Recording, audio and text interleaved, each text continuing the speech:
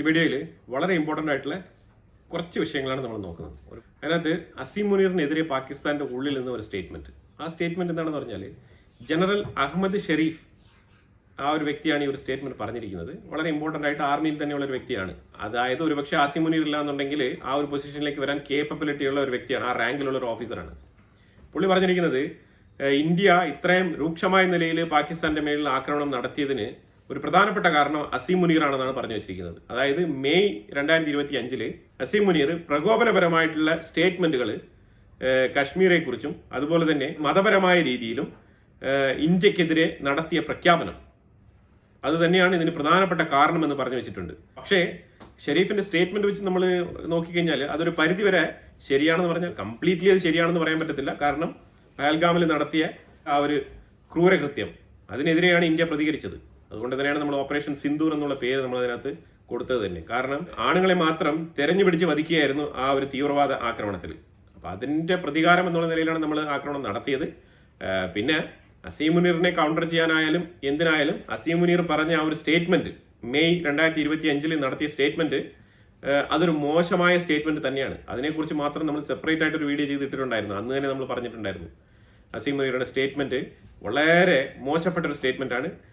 ഒരു ആർമി ജനറലിന് ചേർന്ന ഒരു പരിപാടിയല്ല പുള്ളി ചെയ്തത്. പുള്ളി ഒരു ഖിലാഫത്ത് പ്രസ്ഥാനം നയിക്കുന്ന രീതിയിലുള്ള സ്റ്റേറ്റ്മെന്റ് ആണ് പുറപ്പെടുവിച്ചത്. അത് തന്നെയാണ് മെയിൻ ആയിട്ടുള്ള കാരണം. അസീം മുനീറിന്റെ സ്റ്റേറ്റ്മെന്റ് ആണോ അല്ലെങ്കിൽ പഹൽഗാം ആണോ എന്ന് പാകിസ്ഥാൻ ഏത് രീതിയിൽ ജസ്റ്റിഫൈ ചെയ്താലും അത് നമ്മളെ ബാധിക്കുന്ന വിഷയമല്ല. നമ്മളെ സംബന്ധിച്ചിടത്തോളം ഇന്ത്യൻ ആർമി പഹൽഗാം അറ്റാക്കിന് മറുപടി കൊടുത്തിട്ടുണ്ട്. അത് ശരിക്കും കൊടുത്തിട്ടുണ്ട് എന്നുള്ളത് തന്നെയാണ് മനസ്സിലാക്കേണ്ടത്. പിന്നെ ഫ്രഷ് ബാരേജ് എന്ന് പറഞ്ഞു കഴിഞ്ഞാൽ പുതിയതായിട്ട് വീണ്ടും ട്രംപ് വന്നിരിക്കുകയാണ്. എന്താണ് പറഞ്ഞിരിക്കുന്നത് പറഞ്ഞാൽ ഇന്ത്യ നിങ്ങൾ തുടരെ റഷ്യ എടുത്ത് ഇങ്ങനെ ഓയിൽ മേടിച്ചുകൊണ്ടിരുന്നാൽ അതായത് അമേരിക്ക സബ്സ്റ്റാൻഷ്യലി നിങ്ങളുടെ താരിഫ് ഇങ്ങനെ വർദ്ധിപ്പിച്ചുകൊണ്ടിരിക്കും എന്നാണ് പറയുന്നത്. ഞാൻ പറയുന്നത് നിങ്ങൾ സബ്സ്റ്റാൻഷ്യലി വർദ്ധിപ്പിക്കേണ്ട സാർ, നിങ്ങൾ പൂർണ്ണമായിട്ടും വർദ്ധിപ്പിച്ചോളൂ. നിങ്ങൾ 235 135 നിങ്ങൾ 500 എന്ത് വേണമെങ്കിലും ഇട്ടോളൂ, നമുക്ക് പ്രശ്നമില്ല. കാരണം നിങ്ങൾ ഇടുന്ന താരിഫ് പേ ചെയ്യുന്നത് നിങ്ങളുടെ അമേരിക്കൻ കമ്പനിയും അമേരിക്കൻ സിറ്റിസൺസുമാണ് പ്രാഥമികമായിട്ട്. പിന്നീട് ഇന്ത്യയുടെ എക്സ്പോർട്ടിനെ അത് ബാധിക്കും ഇല്ല എന്നുള്ളതൊക്കെ പിന്നീടുള്ള കാര്യങ്ങളാണ്. പക്ഷെ പ്രാഥമികമായിട്ട് ഇത് ഇമ്പാക്ട് ഉണ്ടാക്കുന്നത് അമേരിക്കയുടെ ഉള്ളിലുള്ള പൊതുജനങ്ങളുടെ പോക്കറ്റിൽ കിടക്കുന്ന പൈസയാണ് ഇത് ലക്ഷ്യമിടുന്നത്. അപ്പൊ അതുകൊണ്ട് നമുക്കതുകൊണ്ട് യാതൊരു പ്രശ്നവുമില്ല. അതിന്റെ തിരിച്ചടിയും അതിന്റെ ജസ്റ്റിഫിക്കേഷനും അമേരിക്കൻ ജനങ്ങളുടെ കയ്യിൽ നിന്ന് താങ്കൾക്ക് കിട്ടും, അത്രമാത്രം പറയാനുള്ളൂ. പിന്നെ ഇന്ത്യക്ക് നിങ്ങൾ താരിഫ് കൊടുക്കുവോ ചൈനയ്ക്ക് കൊടുക്കുവോ നിങ്ങൾ 200 ആക്കോ 300 ആക്കോ എന്ത് വേണേലും കൊടുത്തോ, നമുക്കത് പ്രശ്നമേ ഇല്ല എന്നുള്ളതാണ് നമുക്ക് പറയാനുള്ളത്. സബ്സ്റ്റാൻഷ്യലി ഇൻക്രീസ് ചെയ്യുന്നു ഭീഷണി. ഈ ഭീഷണിക്കൊന്നും ഇന്ത്യ വഴങ്ങില്ല, അതാണ് മനസ്സിലാക്കേണ്ടത്. ഇന്ത്യയുടെ എക്സ്റ്റേണൽ അഫയേഴ്സ് മിനിസ്ട്രി പറഞ്ഞിട്ടുണ്ട്, അതായത് ഇന്ത്യക്ക് തന്നിരിക്കുന്ന താരിഫ് അമേരിക്ക അൺജസ്റ്റിഫൈഡ് ആണ്, അതുപോലെ അൺറീസണബിളും ആണ്. ഈ 2 റീസൺ കൃത്യമായി പറഞ്ഞിട്ടുണ്ട്. അതിന് കാരണമായിട്ട് പറഞ്ഞിരിക്കുന്നത് മെനി ഓയിൽ സപ്ലയേഴ്സ് റഷ്യയുടെ അടുത്ത് നിന്ന് എണ്ണ മേടിക്കുന്ന മെനി സപ്ലയേഴ്സ് റീറൂട്ട് ചെയ്യുന്നുണ്ട് യൂറോപ്പിലേക്ക്. അത് നമ്പർ 1. രണ്ടാമത് റഷ്യയുടെ അടുത്ത് നിന്ന് എണ്ണ മേടിക്കുന്നത് ഇല്ലീഗലാണെന്ന് എവിടെയും പറഞ്ഞിട്ടില്ല, ഗ്ലോബലി തന്നെ പറഞ്ഞിട്ടില്ല.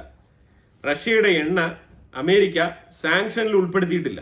ഇതും കൂടി നമ്മൾ ശ്രദ്ധിച്ച് മനസ്സിലാക്കുക. നിങ്ങൾക്ക് അഥവാ റഷ്യയുടെ എണ്ണ മാർക്കറ്റിലേക്ക് വരണ്ട എന്നുണ്ടെങ്കിൽ നിങ്ങൾ റഷ്യയുടെ എണ്ണയെ അങ്ങ് സാങ്ഷൻ ചെയ്യൂ. ഇതുവരെ നിങ്ങൾ സാങ്ഷൻ ചെയ്തിട്ടില്ലല്ലോ. അതിന് പകരം ഇന്ത്യയെ സ്പെസിഫിക് ആയിട്ട് പോയിന്റ് ഔട്ട് ചെയ്തതിന്റെ ഉദ്ദേശം എന്താണ്? അത് പേഴ്സണൽ ഗ്രഡ്ജ് ആണ്. ഇത് ആർക്കാണ് മനസ്സിലാവാത്തത്? 2024 മാത്രം 64 ബില്യൺ യൂറോ വർത്ത് വരുന്ന ഗുഡ്സ് റഷ്യയിൽ നിന്നും യൂറോപ്യൻ യൂണിയനിലേക്ക് പോയിട്ടുണ്ട്. 17.2 ബില്യൺ യൂറോ വർത്ത് വരുന്ന സർവീസ് ഓറിയന്റഡ് ബിസിനസ് റഷ്യയും യൂറോപ്യൻ യൂണിയനുമായിട്ട് നടത്തിയിട്ടുണ്ട്. ഇതൊക്കെ എവിടെ കൊണ്ട് എഴുതും? എന്നിട്ടാണ് ഇന്ത്യയുടെ മുകളിലേക്ക് ഈ രീതിയിലുള്ള താരിഫും ബാക്കി കാര്യങ്ങളൊക്കെ ആയിട്ട് ഇങ്ങനെ മത്സരിച്ചുകൊണ്ട് വരുന്നത് Donald Trump. Uranium, hexafluoride, palladium, fertilizers, chemicals, ഇമാതിരിപ്പെട്ട സാധനങ്ങളെല്ലാം ഇതിലുപരിയായിട്ട് ഇറക്കുമതി ചെയ്തിട്ടുണ്ട്. അപ്പൊ ഇതെല്ലാം തന്നെ റഷ്യയുടെ സൈഡിൽ നിന്നാണ് മേടിച്ചുകൊണ്ടിരിക്കുന്നത്. ഇനി അമേരിക്കയുടെ കണക്ക് നോക്കിക്കഴിഞ്ഞാൽ അത് വേറെയുണ്ട്. അലുമിനിയം ഉൾപ്പെടെയുള്ള വിവിധ തരത്തിൽപ്പെട്ട സാധനങ്ങൾ അമേരിക്കയും റഷ്യയിൽ നിന്ന് മേടിക്കുന്നുണ്ട്. ഈ രീതിയിൽ കൃത്യമായിട്ട് പോയിന്റ് ബൈ പോയിന്റ് ആയിട്ട് കോട്ട് ചെയ്തുകൊണ്ടാണ് അമേരിക്കയ്ക്കുള്ള മറുപടി വളരെ വ്യക്തമായിട്ട് ഇന്ത്യ കൊടുത്തത്. ഇതിൽ അമേരിക്കയ്ക്ക് നല്ല രീതിയിലുള്ള ദേഷ്യമുണ്ട്, നല്ല രീതിയിലുള്ള വിഷമവും ഉണ്ട്. പക്ഷെ അതിന് നമുക്കൊന്നും ചെയ്യാനില്ല. നമ്മൾ വേണ്ടെന്ന് വെച്ചിട്ട് മിണ്ടായിരിക്കണം. 25% നിങ്ങൾ എന്തെങ്കിലും ചെയ്തു എന്ന് പറഞ്ഞാൽ നമ്മൾ മിണ്ടായിരിക്കുമ്പോഴത്തേക്കും വീണ്ടും വീണ്ടും വീണ്ടും വീണ്ടും ഇന്ത്യ ഇന്ത്യ ഇന്ത്യ എന്ന് പറഞ്ഞുകൊണ്ടിരിക്കുകയാണ്. ഇന്ത്യയുടെ ഗ്ലോബൽ മാർക്കറ്റിലുള്ള ഇൻഫ്ലുവൻസ് തകർക്കാൻ വേണ്ടിയിട്ടുള്ള സകലമാന പരിപാടികളും ട്രംപ് ശ്രമിക്കുന്നുണ്ട്. പക്ഷെ അത് നടക്കില്ല. അതിന് നമ്മളുടെ എക്സ്റ്റേണൽ അഫയേഴ്സ് മിനിസ്റ്റർ ജയശങ്കർ ഒരു വാക്ക് പറഞ്ഞു വെച്ചിട്ടുണ്ട്. അതായത് 40കളിലും 50കളിലും 60കളിലുമുള്ള അമേരിക്കയുടെ ആ ഒരു ഇൻഫ്ലുവൻസ്, അത് അമേരിക്കയുടെ മാത്രമല്ല മൊത്തത്തിൽ തന്നെ പൊതുവെ വെസ്റ്റേൺ കൺട്രീസിന്റെ ആ ഒരു ആധിപത്യം, അത് ഇനി നടക്കില്ല. അത് നടക്കില്ല എന്നുള്ളത് വളരെ വ്യക്തമായിട്ട് എക്സ്റ്റേണൽ അഫയേഴ്സ് മിനിസ്റ്റർ ജയശങ്കർ പറഞ്ഞു വെച്ചിട്ടുണ്ട്. 2 ദിവസങ്ങൾക്ക് മുമ്പ് തന്നെയാണ് ഈ ഒരു സ്റ്റേറ്റ്മെന്റ് ജയശങ്കർ പറഞ്ഞത്. ഇന്ത്യയുടെ ജിൻഡാൽ ഡിഫൻസ് ടൈറ്റസ് 100G എന്ന് പറഞ്ഞ് ഇതൊരു എക്യുപ്മെന്റ് ആണ്. ഈ എക്യുപ്മെന്റ് എന്തിനാണെന്ന് പറഞ്ഞാൽ നമ്മൾ ബോർഡറിൽ ഒരുപാട് സോൾജേഴ്സിനെ നമ്മൾ കൊണ്ട് നിർത്തുന്നുണ്ട്. ഈ ബോർഡർ കൺഫ്രന്റേഷൻ വരുന്ന സമയത്ത് ഇതിൽ എത്ര ആൾക്കാർ പാകിസ്ഥാന്റെ ഷെല്ലാക്രമണത്തിലൊക്കെ കൊല്ലപ്പെടുന്നുണ്ട് നിരുപാധികം.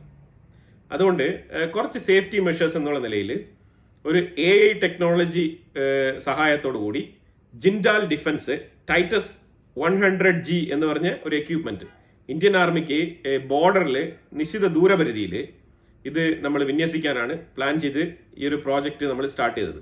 അതിന്റെ ട്രയൽ ടെസ്റ്റ്, അതായത് അതിന്റെ പ്രൈമറി ലെവലിൽ അതിന്റെ പ്രൊഡക്ഷൻ യൂണിറ്റിന്റെ ടെസ്റ്റ് ഒക്കെ കംപ്ലീറ്റ് ആയി സക്സസ്ഫുൾ ആയിട്ട് ഇതിനെ ഇനി ആർമിയുമായിട്ട് ബന്ധപ്പെടുത്തി ആർമിയുടെ നേതൃത്വത്തിൽ പരീക്ഷണം നടത്താൻ വേണ്ടിയിട്ടിരിക്കുകയാണ്. ഇതെന്താണ് ഈ ഒരു ഇൻസ്ട്രുമെന്റ് എന്ന് പറഞ്ഞു കഴിഞ്ഞാൽ ഇതിനകത്തൊരു camera, lens, detector, laser technology ഇതെല്ലാം ഉൾപ്പെടുത്തിക്കൊണ്ടാണ് ഇത് ചെയ്തിരിക്കുന്നത്. അപ്പൊ ഇത് ശരിക്കും ഒബ്ജക്റ്റിനെ ഡിറ്റക്ട് ചെയ്തിട്ട് ഫയർ ചെയ്യും ഓട്ടോമാറ്റിക് ആയിട്ട്. അതായത് നമ്മളുടെ ബോർഡറിന്റെ അടുത്ത് നിശ്ചിത പരിധിക്കുള്ളിൽ ഏതെങ്കിലും എനിമി വന്നു കഴിഞ്ഞാൽ ഇത് ഫയർ ചെയ്യും എന്നുള്ളതാണ് ഇതിന്റെ ഒരു പ്രത്യേകത. ഹാർട്ട് കില്ലർ എന്നാണ് ഇതിനെ വിളിക്കുന്നത്. അപ്പൊ ആ രീതിയിൽ വിളിപ്പേരുള്ള ഒരു AI ഗൺ നമ്മൾ കൊണ്ട് ബോർഡറിൽ ഫിക്സ് ചെയ്യാൻ പോവാണ്.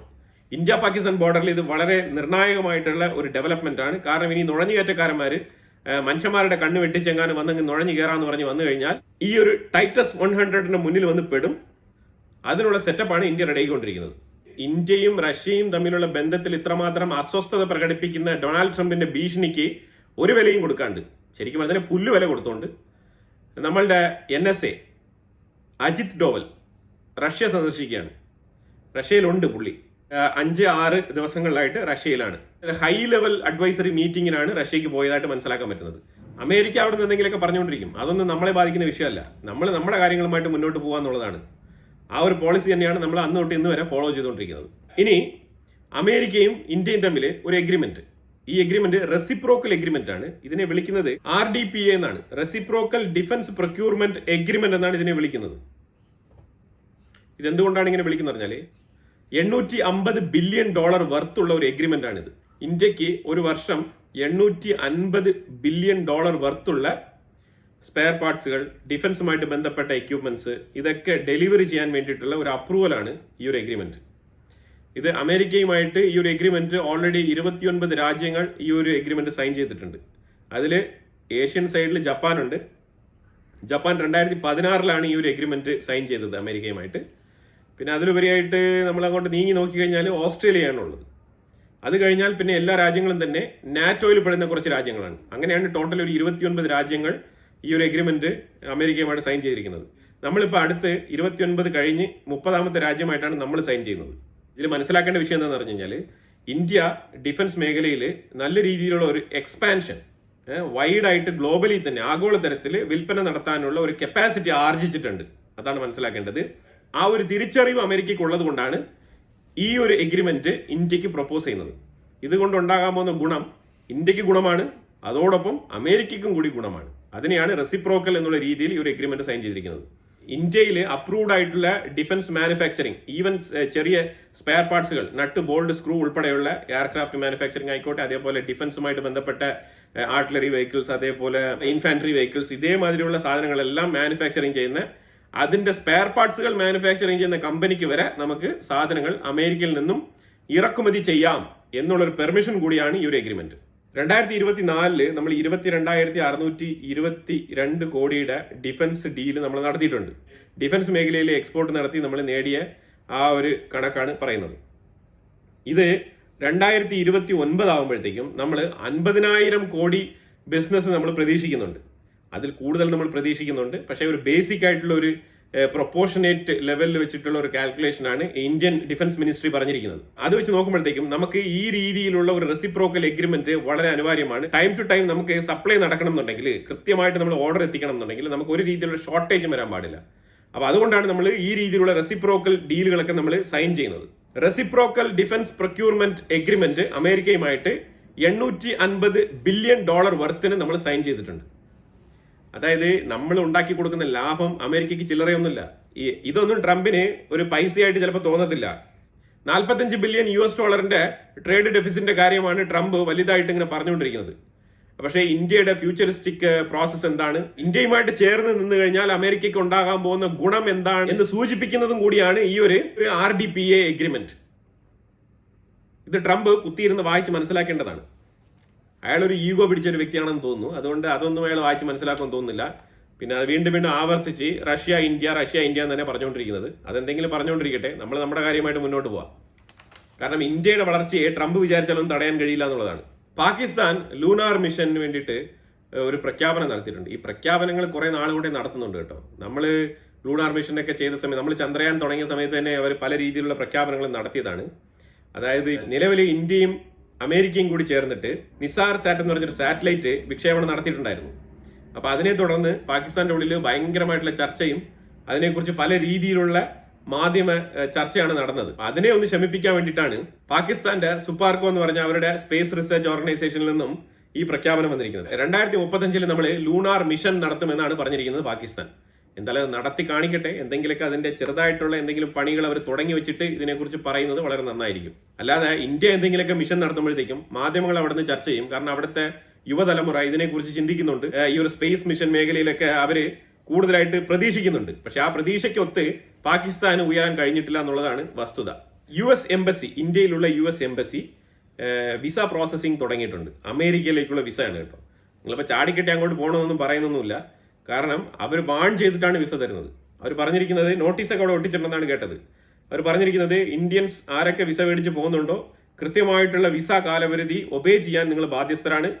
അതിനുപരിയായിട്ട് വിസ ദിവസം കഴിഞ്ഞിട്ടും അവിടെ നിന്ന് കഴിഞ്ഞാൽ ഇല്ലീഗലായിട്ട് കരുതപ്പെടും. പിന്നെ ഡീപ്പോർട്ടേഷൻ ആയിരിക്കും നടക്കുക.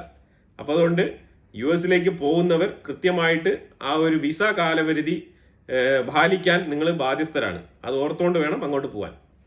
പിന്നെ ട്രംപിന് അമേരിക്കയുടെ ഉള്ളിൽ നിന്ന് തന്നെ ചില ഉപദേശങ്ങൾ എന്ന് പറഞ്ഞാൽ ട്രംപിന്റെ അഡ്മിനിസ്ട്രേഷന്റെ ഭാഗത്തു നിന്ന് തന്നെയാണ് ഈ ഉപദേശങ്ങളൊക്കെ വരുന്നത്. പറയുന്നത് ഇന്ത്യക്ക് കൊടുത്തിരിക്കുന്ന താരിഫ് അനാവശ്യമാണ്. കാരണം ഏറ്റവും കൂടുതൽ റഷ്യയെ പ്രോത്സാഹിപ്പിക്കുന്നത് ചൈനയാണ്. ചൈനയുമായിട്ട് ഒരു രീതിയിലുള്ള റൈവലറി ഇപ്പൊ നിങ്ങൾക്കില്ല. പക്ഷെ അതേസമയം അനാവശ്യമായിട്ട് ഇന്ത്യയുടെ മേളിൽ താരിഫ് അതൊക്കെ പറഞ്ഞുകൊണ്ട് അനാവശ്യമായിട്ടുള്ള ചില പ്രവൃത്തികളിലേക്ക് ട്രംപ് ഏർപ്പെടുന്നതായിട്ടാണ് പൊതുവിലുള്ള വിലയിരുത്തൽ. കാരണം ചൈനയാണ് ഏറ്റവും കൂടുതൽ, ഇന്ത്യയെക്കാളും ഏറ്റവും കൂടുതൽ റഷ്യയെ പ്രോത്സാഹിപ്പിക്കുന്ന രാജ്യം. അവരാണ് ഏറ്റവും കൂടുതൽ ഓയിൽ റഷ്യയുടെ നിന്ന് മേടിക്കുന്നത്. റഷ്യയുടെ സ്വിഫ്റ്റ് എന്ന് പറഞ്ഞ ഒരു പേയ്മെന്റ് ഓപ്ഷൻ സാങ്ഷൻ ചെയ്ത് ഇട്ടപ്പോഴത്തേക്കും റഷ്യക്ക് പേയ്മെന്റ്, ആഗോളതലത്തിൽ പേയ്മെന്റ് റിസീവ് ചെയ്തിട്ട് അതിനെ ട്രാൻസ്ഫർ ചെയ്ത് കൊടുത്തത് ചൈനയാണ്.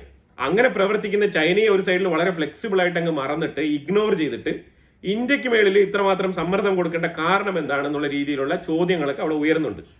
ഒരുപാട് നാളത്തേക്ക് ഇങ്ങനെ ഇന്ത്യയുമായിട്ട് ബന്ധപ്പെട്ടുള്ള വിഷയത്തിൽ ഈ രീതിയിൽ തന്നെ അമേരിക്കയ്ക്ക് തുടരാൻ കഴിയുമെന്ന് തോന്നുന്നില്ല. കാരണം അവിടെ വലിയൊരു ഇന്ത്യൻ ഡയസ്പറയുണ്ട്. ആ ഒരു പ്രഷറും കൂടി ട്രംപ് ഫേസ് ചെയ്യേണ്ടി വരും എന്നാണ് മനസ്സിലാക്കാൻ പറ്റുന്നത്. അപ്പോൾ എന്തായാലും ഇതിനെക്കുറിച്ചുള്ള അഭിപ്രായങ്ങൾ കമന്റ് ബോക്സിൽ രേഖപ്പെടുത്തുക. കൂടുതൽ വിഷയങ്ങളുമായിട്ട് അടുത്ത വീഡിയോയിൽ വരാം. Thank you so much.